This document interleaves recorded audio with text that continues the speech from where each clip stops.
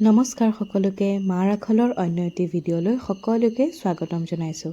আৰু আজি আমি ৰান্ধিম ডাল ৰুটি। আৰু এয়া ডাল ৰুটি বনাবৰ বাবে আমাক প্ৰথমতেই লাগিব বুটৰ দাইল। বুটৰ দাইলখিনি আমি অলপ সময় ভালকৈ সিজাই লৈছোঁ। প্ৰেছাৰ কুকাৰত দি পেলাই অকণ ভালকৈ সিজাই ল'ব। তাৰ পাছত আমাৰ এইখিনি এটা মিশ্ৰণ তৈয়াৰ হ'ব। সেই মিশ্ৰণখিনি তৈয়াৰ কৰিবৰ বাবে আমাৰ এখন কেৰাহী লৈছোঁ। কেৰাহীত অকণমান মিঠাতেল দিছোঁ। মিঠাতেলখিনি আমি এতিয়া অকণমান গৰম হ'বলৈ দিম। আৰু যেতিয়া গৰম হ'ব, গৰম হোৱাৰ লগে লগে আমি কেইটামান জিৰা দি দিম।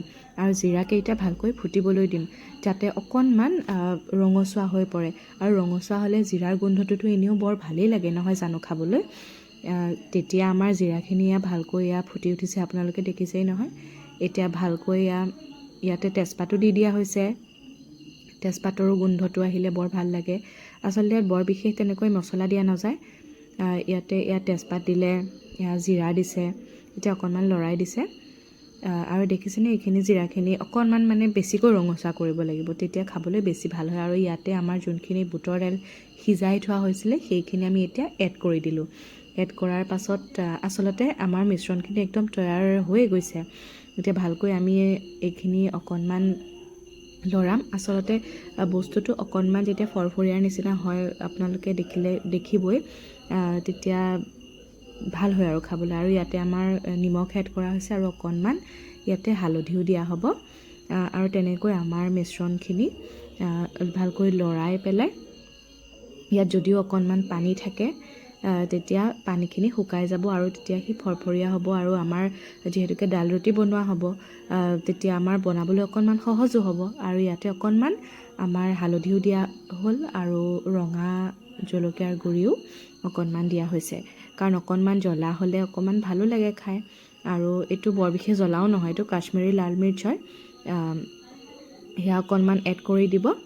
আৰু এয়া ভালকৈ আমি লৰাই লৈছোঁ। এইখিনি লৰাই লৈ ভালকৈ পানী যদি অকণমান থাকেও, কাৰণ এইটো সিজোৱা হৈছে নহয় জানো, সেইখিনি আমাৰ অকণমান শুকাব লাগিব। বা যেতিয়া অকণমান ফৰফৰীয়া হোৱা দেখিব, এয়া দেখিছেনে একদম শুকাই আহিছে। আচলতে কেৰাহীখনত অকণমানো লাগিও থকা নাই। আৰু এয়া আমাৰ আটাও মঠি লোৱা হৈছে।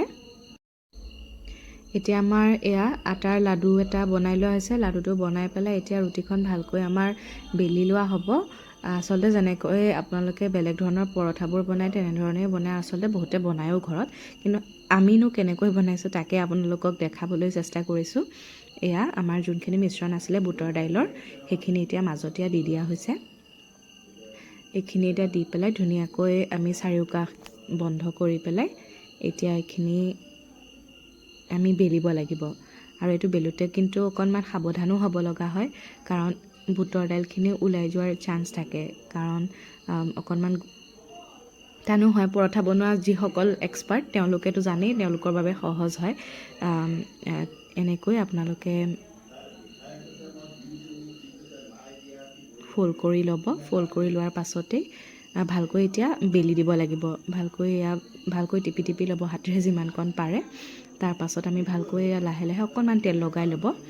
তেল লগাই পেলাই এতিয়া এইখিনি বেলা যাব। ভালকৈ এখন বেলি লোৱা যাব।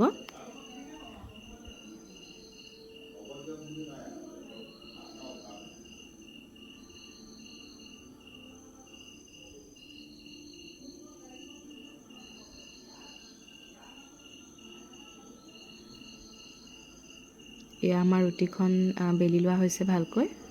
আৰু এয়া আমাৰ ৰিফাইন গৰম হ'ল। গৰম হোৱাত আমি ৰুটিখন দি দিলোঁ। আৰু এতিয়া এইখন ভালকৈ আমি ভাজিব লাগিব। আৰু ভাজি যেতিয়া আপোনালোকে ভাজিবতো কিমানটো পৰিমাণৰ হ'ব লাগে ভাজিলে, বা সিজিব লাগে ভালকৈ, ঠিক তেনেদৰে যেতিয়া সিজি যাব তেতিয়া দেখিছেনে ইমান ধুনীয়া আমাৰ আচলতে ডাল ৰুটি আমাৰ প্ৰস্তুত হৈ গ'ল। আৰু আমি এতিয়া এয়া আচাৰৰ সৈতে বা সোৱাদ ল'ব পাৰে। আৰু মই আচাৰৰ সৈতে খাই ভাল পাওঁ, সেয়েহে মই এয়া ডাল ৰুটি আৰু আচাৰৰ সৈতে মই সোৱাদ লওঁ। আপোনালোকেও ঘৰত এবাৰ বনাই চাবচোন। আৰু যদি আমাৰ ৰেচিপিবোৰ চাই ভাল পায় তেন্তে আমাক অকণমান মৰম দিবলৈ নাপাহৰিব। এটা ভিডিঅ'টোত লাইক কৰিব আৰু আমাৰ চেনেলটো ছাবস্ক্ৰাইব কৰিবলৈ নাপাহৰিব। ধন্যবাদ।